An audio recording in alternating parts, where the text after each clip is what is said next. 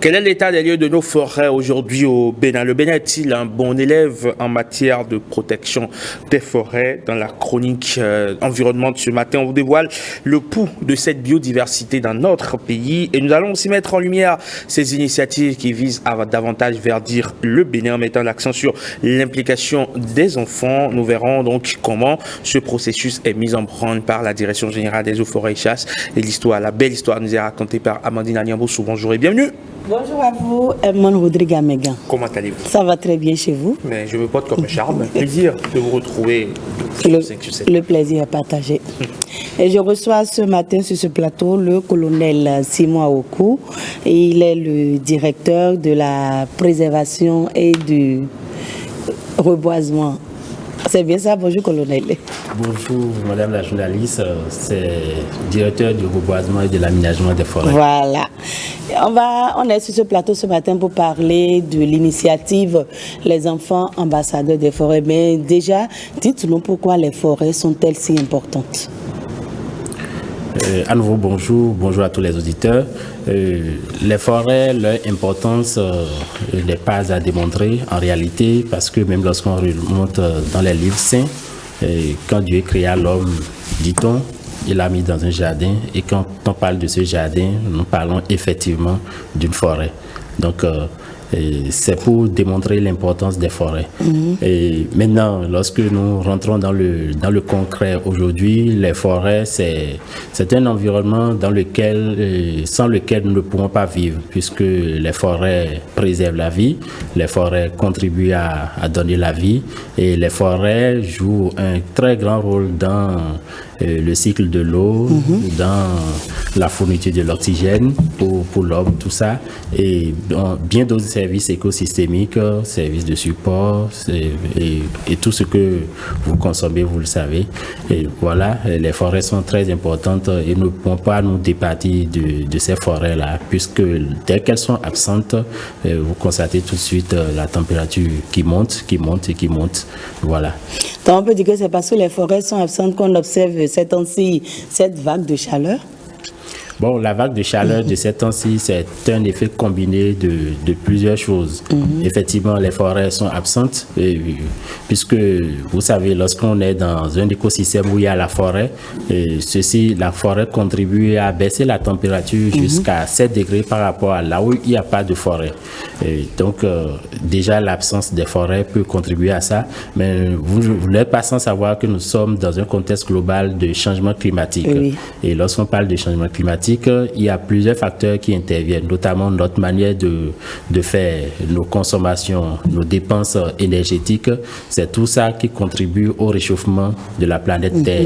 Donc voilà un certain nombre d'éléments qui concourent aussi au réchauffement climatique, aussi bien avec l'absence ou la diminution ou la dégradation des forêts. Et aujourd'hui, quel est l'état des lieux des forêts au Bénin? Bon, aujourd'hui, les forêts au Bénin, le niveau de gestion a permis d'améliorer un peu l'état des forêts au Bénin.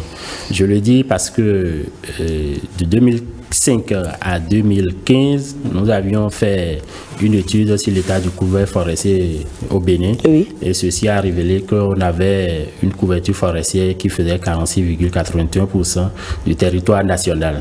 Mais une étude récente réalisée sur la dynamique entre 2015 et 2022, cette fois-ci, nous montre que la couverture forestière est de 48%. Donc, il y a eu une légère amélioration. Aussi, les taux de dégradation, plus de déforestation surtout, c'est l'élément le plus concret que nous mesurons. Le taux de déforestation mesuré entre 2005 et 2015 s'élevait à 1,51% de perte de couvert forestier chaque année. Mais avec la dernière étude, nous sommes passés à 1,13%. Cependant, nous ne nous réjouissons pas encore totalement pour ça, puisque l'objectif à terme, c'est de passer à zéro déforestation. Et quelles sont alors les menaces qui pèsent sur les forêts? Les menaces pesant sur les forêts sont pratiquement séculaires. Ce sont les mêmes menaces que nous retrouvons tout le temps. Et l'agriculture faites de manière anarchique pointent toujours au premier rang par rapport à l'état de dégradation ou de déforestation.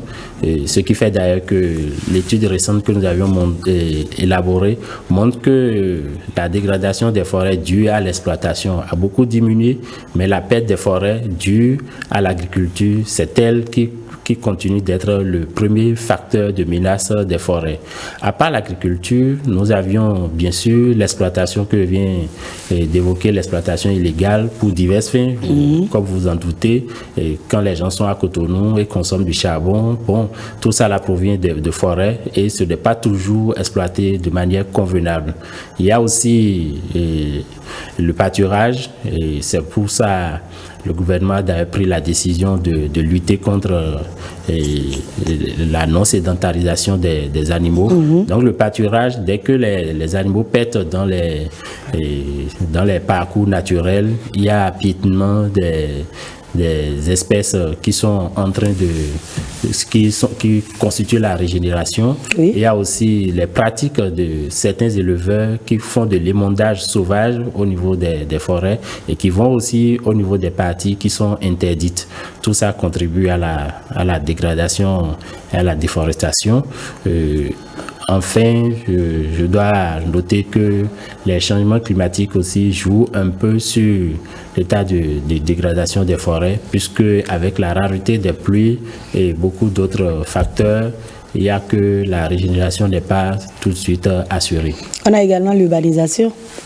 Oui, l'urbanisation est là et surtout, c'est que lorsque l'impact de l'urbanisation, elle n'est pas très nettement perceptible, mais lorsque vous constatez que l'urbanisation a augmenté d'1 kilomètre carré, sachez bien que ce kilomètre carré-là a un impact beaucoup plus grand que ce que vous voyez, puisque ça veut dire que c'est des hommes de plus qui sont rapprochés de la forêt et qui auront des impacts un peu plus éloignés par rapport à leur milieu de vie où ils se sont établis.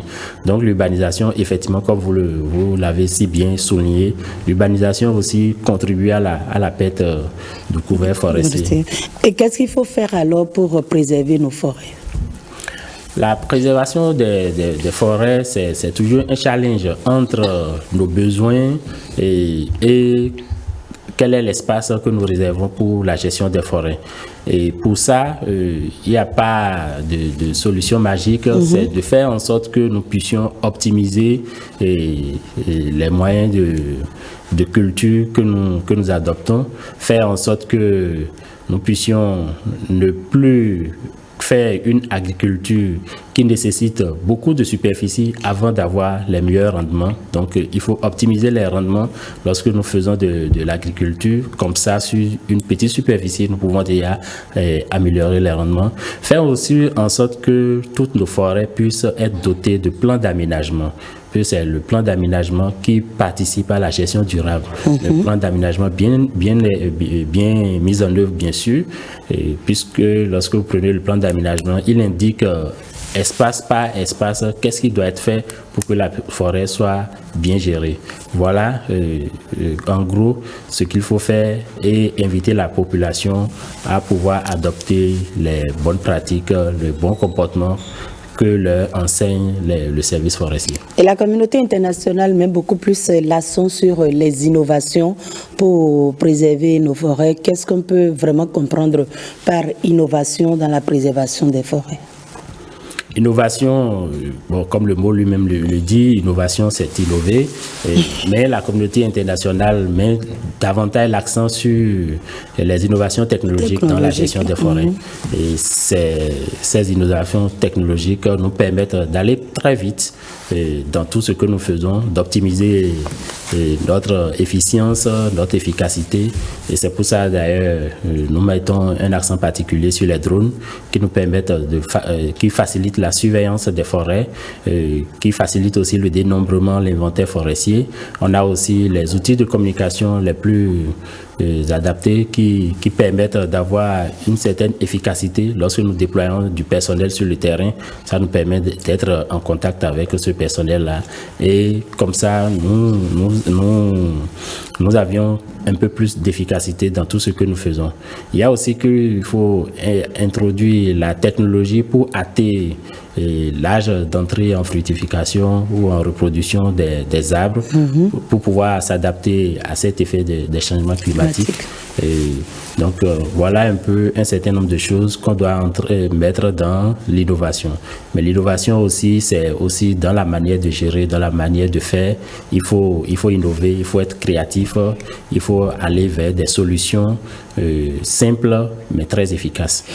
Alors, colonel, il y a, on va dire, les activistes de l'environnement ou certains activistes de l'environnement qui pointent du doigt parfois les largesses de vos éléments, donc des forestiers dans la protection de ces écosystèmes-là.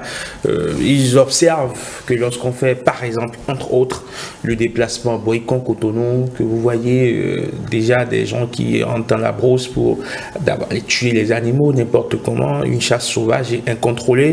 Lorsque vous remontez un peu vers le septentrion, les gens vendent des charbons, on ne sait pas d'où est-ce que cela vient et qu'au final on se rend compte qu'il y a peut-être un forestier ou quelqu'un qui est au courant ou quelqu'un qui n'a pas fait ce qui est de devoir. Qu'est-ce que vous répondez à ces personnes qui avancent ces éléments d'appréciation? Bon, tous ces constats, ce sont des constats qui peuvent interpeller effectivement tout amoureux de la protection des forêts, de la bonne gestion des ressources naturelles, mais la lecture n'est pas aussi juste tel que cela a été décrit.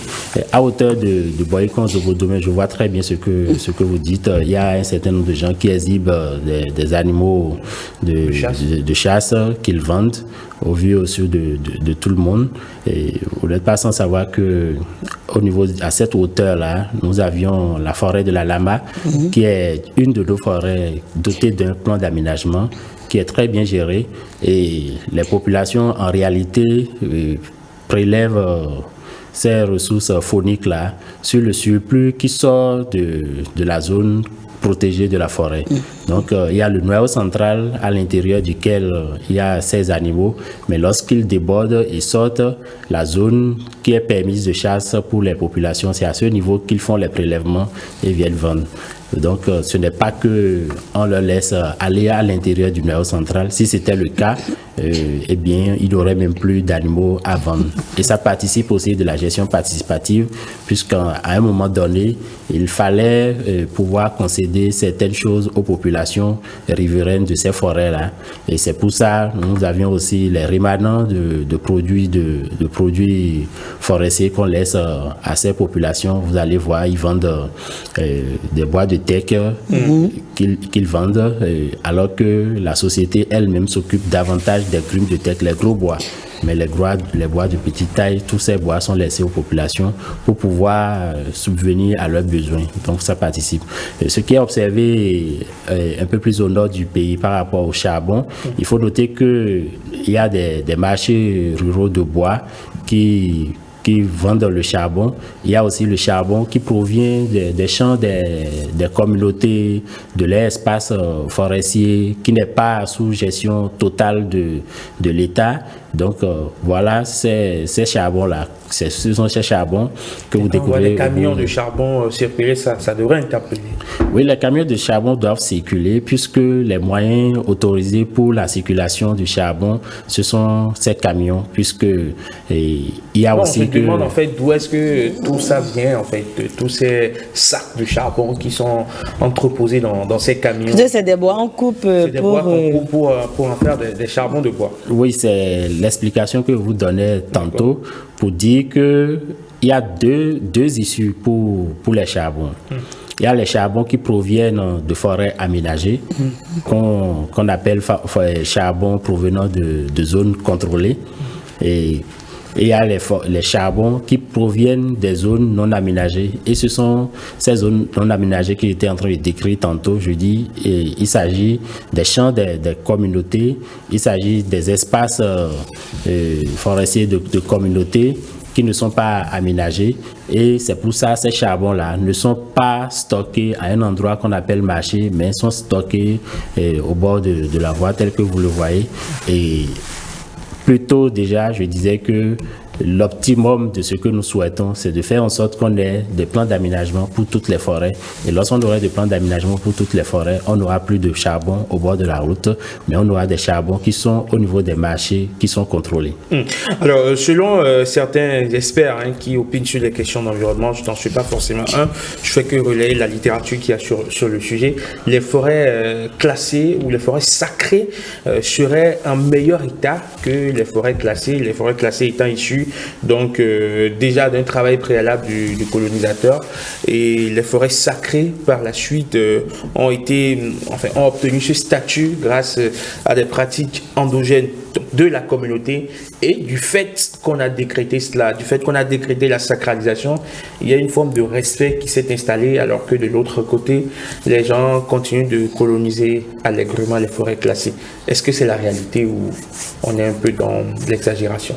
Bon, la lecture n'est pas fausse. La forêt classée, les forêts classées en général sont ce qu'on peut, si nous étions dans l'économie, sont ce qu'on peut qualifier de biens publics purs.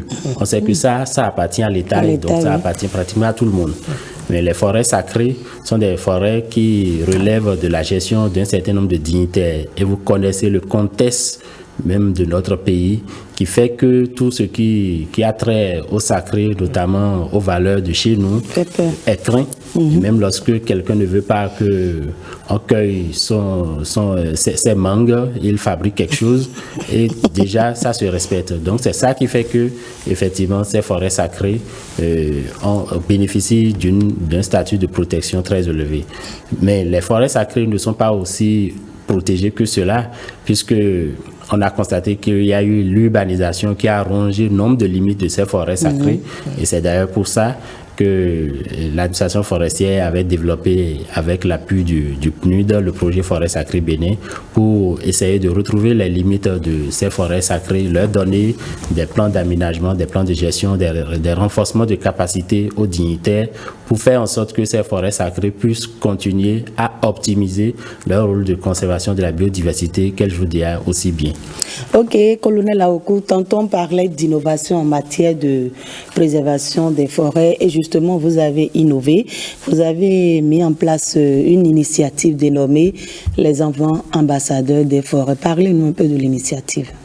Merci de me donner l'opportunité de parler de cette initiative. Effectivement, l'initiative Enfants ambassadeurs des forêts est une initiative qui colle avec le thème de la Journée internationale des forêts, qui est cette année forêt et innovation.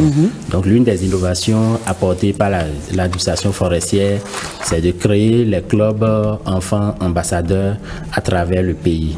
Et pour cette année, nous sommes dans une phase pilote où il y aura 24 établissements, c'est-à-dire 12 de l'enseignement primaire et 12 de l'enseignement secondaire, qui seront identifiés pour porter l'initiative Enfants ambassadeurs.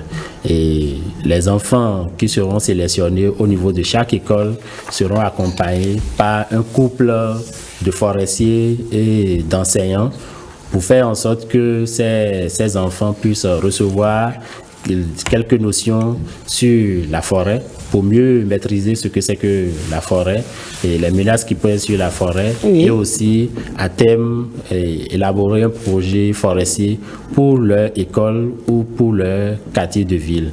Ce projet sera bien sûr financé avec l'appui de nos partenaires techniques et financiers, que je remercie au passage. Et les enfants ont été sélectionnés sur quelle base? La sélection des enfants, nous avions misé sur un certain nombre de critères. D'abord, c'est le critère de l'excellence. Viser l'excellence, et aussi il y a le volontariat. Parce que si quelqu'un n'est pas prêt à s'engager, comme ce n'est pas un programme éducatif, il faut d'abord aller avec ceux qui sont volontaires et qui ont déjà une certaine aptitude à pouvoir accepter les innovations et à pouvoir accepter la chose forestière. Voilà les critères. Le reste, c'est laissé à l'initiative des encadrements, et notamment à l'initiative de nos chefs d'inspection. Je vous ai dit que nous sommes dans une phase pilote cette fois-ci.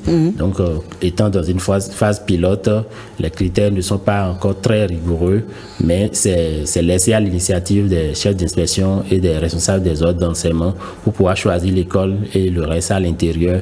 Nous prenons pratiquement les classes de 5e et de CE1, CE2 pour ce qui concerne le primaire. Le primaire, oui.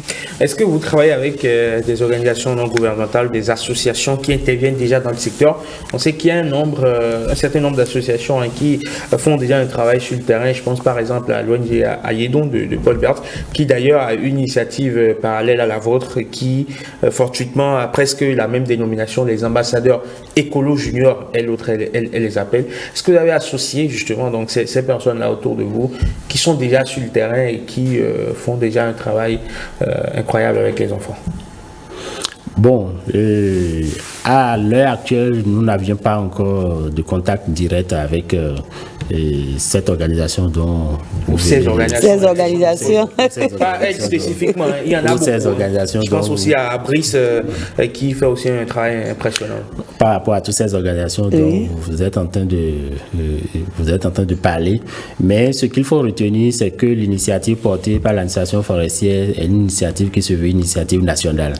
C'est pour ça déjà elle impacte tous les 12 départements du pays. Et la phase pilote, comme je l'ai dit, va tester la première phase.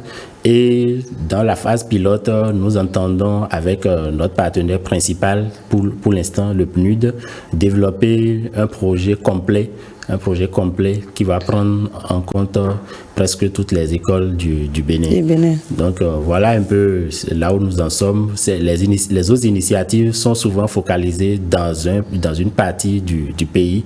Et à la mise en œuvre, nous allons effectivement travailler avec toutes ces initiatives parce que des indications ont été données à nos chefs d'inspection forestière pour qu'ils puissent jeter un clin d'œil sur ces initiatives qui existent déjà, et aussi sur les bailleurs qui ont déjà donné comment je vais dire, ont eu des affinités par rapport à certaines parties. Je pense notamment à Forest for Future qui est un projet développé par la GIZ et qui est plus dans le département de la Takora, qui dit se porter déjà garant pour pouvoir accompagner les écoles que nous allons sélectionner du côté de la Takora.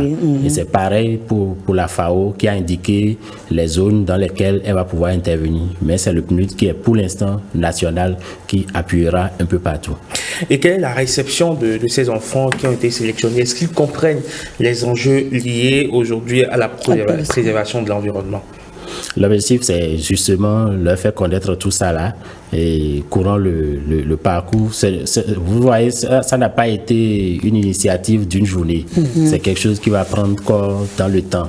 Et il y aura des renforcements de capacité, comme je l'ai dit, par un binôme d'agents forestiers, l'agent forestier qui couvre la zone et un enseignant qui aurait été dégagé par ses pairs. Donc, courant le parcours, il y aura des renforcements de capacité, il y aura de la sensibilisation, il y aura de l'information, il y aura l'accompagnement pour la rédaction d'un projet. Et tous les projets qui seront rédigés seront financés à 100%. C'était des vocations. Oui. Et pour la phase pilote déjà, je crois on a 360 enfants. C'est déjà un acquis ou bien c'est avec le temps qu'on aura les 360 enfants? Les 360 enfants, pour l'instant, en lançant, nous avions lancé d'abord dans une école et pour le reste des 360, le travail va se faire dans les 2 prochaines semaines qui viennent. Ok. Et chaque année, il y aura d'autres recrutements entre griffes d'enfants ou bien ce sont les 360 enfants là seuls qui vont conduire le projet? Non, ce n'est pas seulement les 360. Les 360, c'est un chiffre à minima. Okay. C'est un chiffre à minima parce que ça fait 15 par école, et 30 donc par département. Et 30 fois 12, c'est ça qui donne 360. Ça, c'est à minima. Et maintenant, lorsque des gens veulent bien adhérer au club, on va pas être très limitatif. On va les prendre. Et maintenant, comme vous le demandez, est-ce que ce serait seulement 360, ce serait au-delà? Et j'avais tantôt dit qu'il y a un projet complet qui sera développé. Donc, à travers le projet complet, nous allons voir un peu plus clair. Et maintenant, pourquoi avoir choisi des enfants pour la préservation des forêts? Est-ce que c'est parce qu'avec les enfants, l'information passe plus vite? En fait, nous avions choisi les enfants pour aller vers un changement de comportement à la base, puisque on constate que le poisson déjà sec est difficile à manipuler. Donc, nous allons vers les plus jeunes pour que déjà très jeunes, ils puissent comprendre quel est l'enjeu de la préservation des forêts, quels sont les bienfaits des forêts par rapport à l'humanité, et comme ça, ils auront déjà la conscience de pouvoir protéger.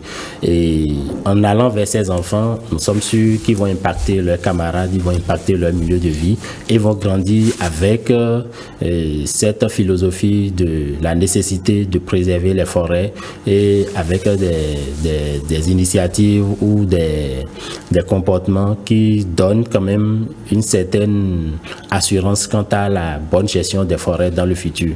Voilà pourquoi nous sommes allés vers les plus jeunes, pour qu'ils grandissent effectivement avec de très bons comportements à l'endroit des forêts. Mais il faut toujours poursuivre la sensibilisation au niveau des grandes personnes également. Nous n'avions pas laissé.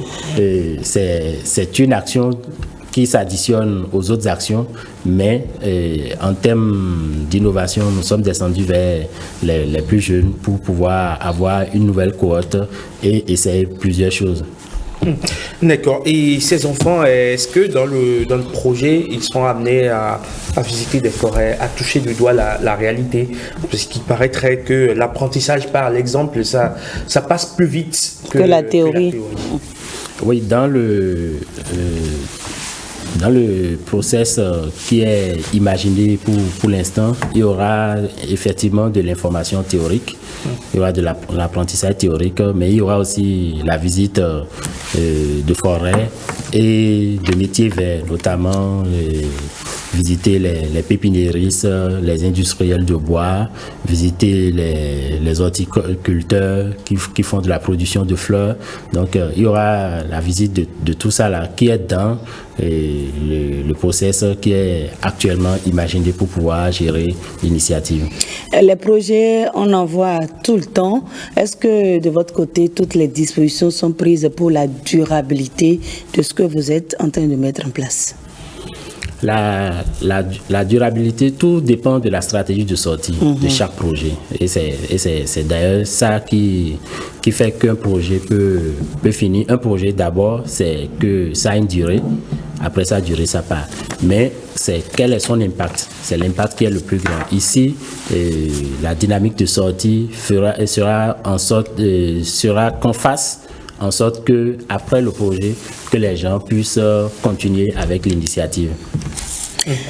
Alors, colonel, quel est le mécanisme qui est mis en place pour permettre aux enfants d'être aguichés davantage pour continuer dans le projet? Est-ce qu'il y a des mécanismes de compensation, pourquoi pas, du meilleur, de celui qui aura peut-être mieux entretenu sa plante? Parce qu'on sait que généralement avec les enfants, pour les encourager, il faut des mécanismes de compensation par le biais de petits cadeaux, des encouragements. Comment est-ce que vous comptez développer ce volet-là pour accroître davantage l'intérêt des enfants pour la chose?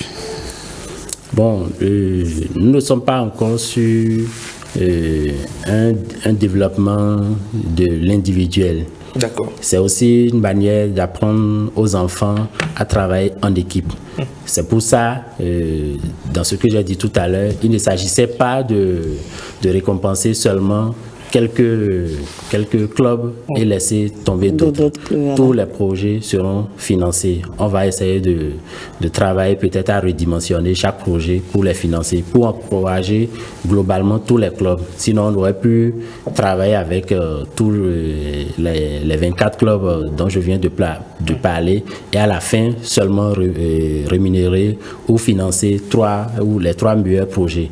Mais l'objectif, ce n'est pas ça. C'est faire en sorte que ce que chaque groupe d'enfants a touché qu'on puisse le financer et comme ça encourage toute la cohorte et c'est l'équipe qui en sort grandie. C'est pas une concurrence en fait. Non, on ne veut pas encore mettre de concurrence entre les enfants. On veut faire en sorte qu'ils puissent savoir qu'il faut travailler en équipe et gagner en équipe. D'accord. Okay. Alors, proche colonel,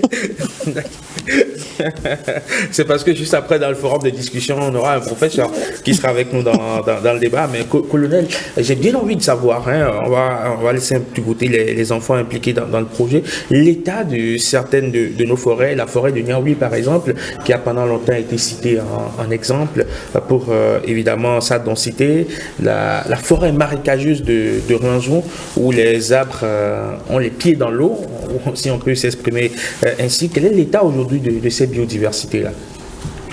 Bon, vous rentrez dans des formations végétales particulières. Je vous dis que moi, je suis ici sur le plan national. J'ai une ouverture beaucoup plus large. Donc, sur les informations sur de petites forêts, il aurait fallu avoir quelques remontées d'informations depuis la base pour en parler plus concrètement. Mais ce que on peut noter, c'est que ces formations marécageuses, telles que la forêt de Lokoli et la forêt que vous venez de citer, ce sont des forêts qui se portent quand même plus ou moins bien et tout dépend du comportement des populations tout autour. C'est ce qui permet de préserver ou pas. Merci beaucoup à vous, colonel Aokou. Est-ce que vous avez un petit message à lancer avant qu'on ne vous laisse partir? Merci. Je voudrais déjà remercier encore l'Ouest TV pour tout ce que vous faites. Et je suis sûr, par rapport à l'initiative Enfants Ambassadeurs, vous serez aussi à nos côtés pour accompagner. Parce que nous avions prévu quand même que les enfants passent au niveau des chaînes de télévision ou aux radios pour pouvoir donner l'engouement à d'autres enfants qui vont faire partie de la deuxième cohorte. J'invite tout naturellement tout le peuple béninois à faire en sorte que la préservation de nos forêts soit notre défi, puisque avant que le dernier arbre ait quitté la terre, c'est sûr que tous les humains seraient déjà partis et nous avions intérêt à préserver les forêts. Merci beaucoup à vous, colonel. Merci à vous aussi. Eman Rodrigue Amegan. Merci beaucoup à vous, Amandine Aniamboso, pour cette belle chronique sur l'environnement, sur les forêts dans notre pays, qui recevait donc colonel Simon Aokou, directeur du reboisement et de l'aménagement des forêts. Vous avez aimé l'expérience, on espère que vous allez prolonger votre bail avec nous, que ça ne fait que commencer, en tout cas, on l'espère. On l'espère aussi. 5 sur 7 matin, il est bientôt 7h partout au Bénin, 6h en temps universel. Le moment pour nous de nous arrêter pour suivre les informations d'ici. Le bulletin d'information, une présentation de Marcel Afrotsi. A tout de suite pour les stades.